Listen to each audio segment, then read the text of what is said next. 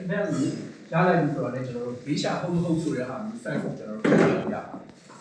အဲ့လိုမျိုးပြီးတော့မှတောက်ကြည့်လိုက်တဲ့အချိန်မှာသူ့ရဲ့အရာသာကချိုးတာပါပဲရှင်းတာပါပဲထားတဲ့အခါအဲ့ဒီဟာကြီးအများကြီးဖြစ်ပါတယ်အဲ့ဒီဟာဒေးရှာရဲ့ဒီတစ်ခါကကျွန်တော်တို့ full wash ပါဗျာ full wash ပေါ်ပြီးရတဲ့ process လုပ်ထားတဲ့မျိုးစားနဲ့ကျွန်တော်တို့လုပ်ထားတာအဲ့တော့သူ့ရဲ့အရာသာကကျွန်တော်တို့ကရှင်းရှင်းလင်းလင်းလေးဖြစ်နေတယ်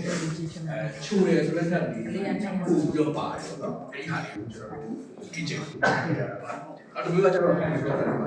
အဲ့ဒီ process ကြတော့ကျွန်တော်တို့ကစုပါပါတယ်ဗန်းပေါင်းစုံနဲ့ပေါ့နော်ဒီလိုရောပြီးတော့လောက်ထားတဲ့အနက်လေး fruity နဲ့ fruity ရတာလေးပေါ့နော်အဲ့ဒီရတာလေးကိုဒါတော့ပြပေးချင်လို့ကျွန်တော်တို့က handy process ကိုလုပ်ကြတာများပါတယ်ဒီဘက်အစွန်တော့ကျွန်တော် dry chain ကိုဒီလုံးချောက်ဒီလုံးချောက်ပတ်သက်ကြတော့ကျွန်တော်တို့ကအပြင်မှာမှဲ့တာမျိုးကအတူတူကိုကျွန်တော်တို့ကခုနေတယ်မှဲ့တယ်ဆိုတော့အဒီတေချာချီပြီးတော့ခုပြီးတော့မှသူတို့ကိုနေပြန်လှမ်းတာပေါ့ကျွန်တော်တို့ပုံမှန်အားဖြင့်ဆိုလို့ရှိရင်ရက်30ကနေ45ရက်ပေါ့နော်ဒါဒီလူပေါ်တော့မူတည်တာပေါ့ဒီပွင့်တဲ့အချိန်ဆိုလို့ရှိရင်ရက်30လောက်ပဲလမ်းရတယ်နည်းနည်းဟိုနည်းနည်းချားလို့ဆိုတော့45လောက်ပဲအဲ့ဒီရဲ့ရတာပါအဲ့ကြောင့်ကျွန်တော်ပြောလို့အတီးရဲ့ရတာ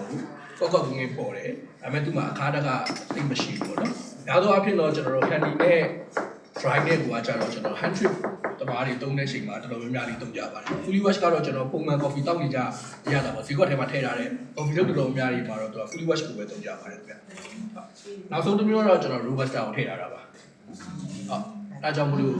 အကုန်လုံးက robusta အနက်ကိုတော့နည်းနည်းရင်းနှီးနေလောက်ဖြစ်တာပေါ့နော်အနက်သူ့ရဲ့အနက်ကကြတော့သူကပြင်းတယ်ပုံမှန်အားဖြင့်ဆိုလို့ရှိရင်ကျွန်တော်တို့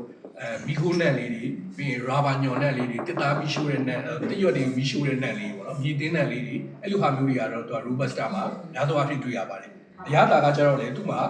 ချိုတာချင်းတာပျောက်တူနေပါဖြစ်ပြီးတော့ခါတယ်ဆိုလဲအရသာကိုပဲသူကပုံဖော်ပေးပါတယ်